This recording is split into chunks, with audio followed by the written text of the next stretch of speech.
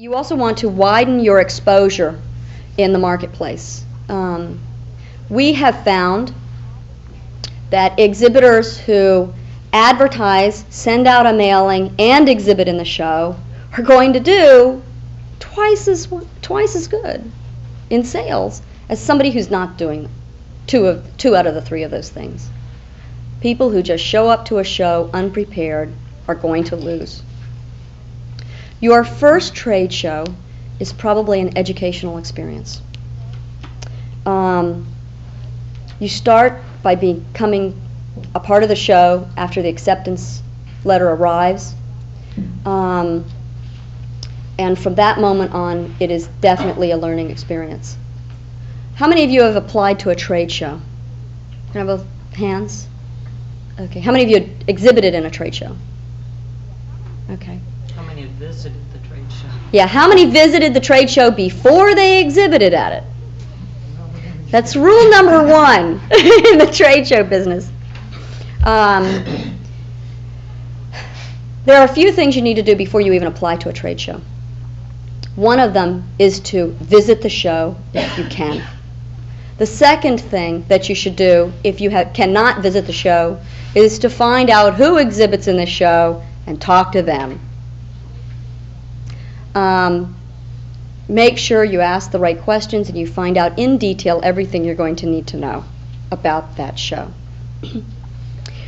The show management companies very often offer what is called a new exhibitor's packet that will tell you everything you need to know in costs, in the marketplace, the kind of buyer that attends.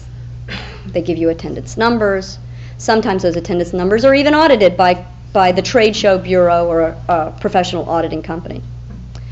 Just as you can find out the audience information on a magazine, the demographics, the psychographics, and the cyclographics, many of the big trade shows often offer the same demographic information on their own shows. The types of buyers that attend, what the average sales are, all kinds of information.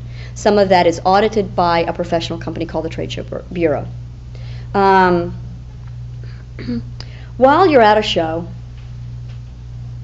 evaluate the exhibitors who are there, their price points that they carry, the type of work, and evaluate the audience, the people who are attending the show, and find out whether they are a knowledgeable group of people who know what they're buying and have confidence in what they're buying. Find out whether they are truly wholesale buyers or are they people who just slipped in.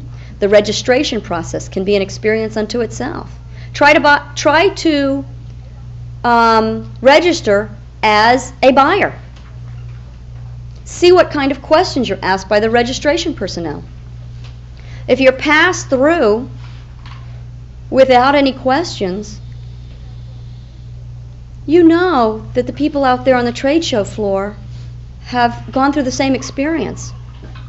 And the chances of finding people who are not truly wholesale buyers on the floor are going to be very high. Ask exhibitors how many times they get unqualified buyers asking them to sell their work at wholesale prices. Can I buy one?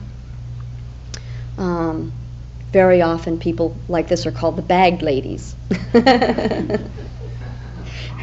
In our own show, we know when they show up because they show up in high heels. And a real buyer would never attempt to walk 7 miles a day or 10 miles a day in high heels. Real buyers show up in wonderful sweaters, jogging pants, and Reeboks with a very old, overworked briefcase with papers trailing as they go, falling out of it in a very disorganized manner. And that's what real buyers are about. A lot of people seem to be a bit intimidated by their first trade show experience because of the buyer that they're expecting to meet.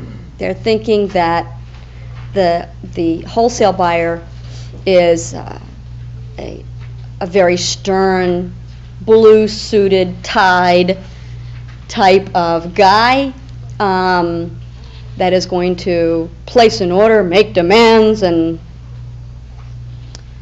all the rest of the trappings that go along with that. The buyers within our show are very often family businesses, small family businesses. The department store buyers are not old, experienced curmudgeons. They're 18-year-olds and 22-year-olds, and they need more education than anybody. They need guidance. Department stores can't afford to hire those 30-something, 40-something executives any longer that can truly make the right merchandising decisions. Japanese trade shows are a bit different. Japanese trade shows, you don't see a lot of mom and pop businesses. What you see are the navy blue suits. The first couple of days, you see the 22-year-old buyers and the 22-year-old secretaries and young executives coming through the show. And they are the scouts for the blue suits. And in Japanese trade shows, the blue suits are there on the last day. Whether orders are written or not, very often in Japanese trade shows, orders are not written at shows. They want to do research on your company, check you out thoroughly, find out everything they need to know before they create a relationship. They do not want to create a relationship with someone whose bridge they are going to burn. They're in for the long term. Mom and pop stores in the United States are very different.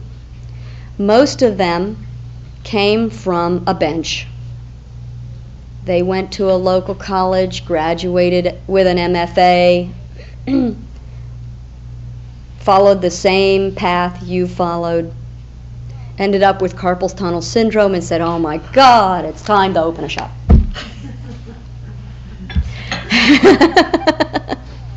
That's where 90% of our buyers are today. And so they did. They're very nice people. They certainly understand process. They can explain process well. Whether the employees in their shops can explain process well, how something's made, is a whole other thing.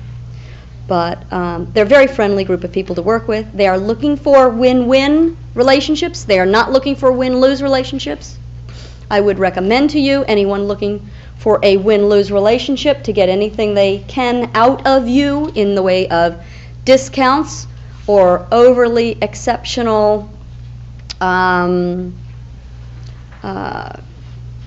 compromises. It's not someone you want to do business with in this community. This community is a much more giving community, a much more win-win community than probably any industry that I know of. It is also one of the fastest growing industries in the country.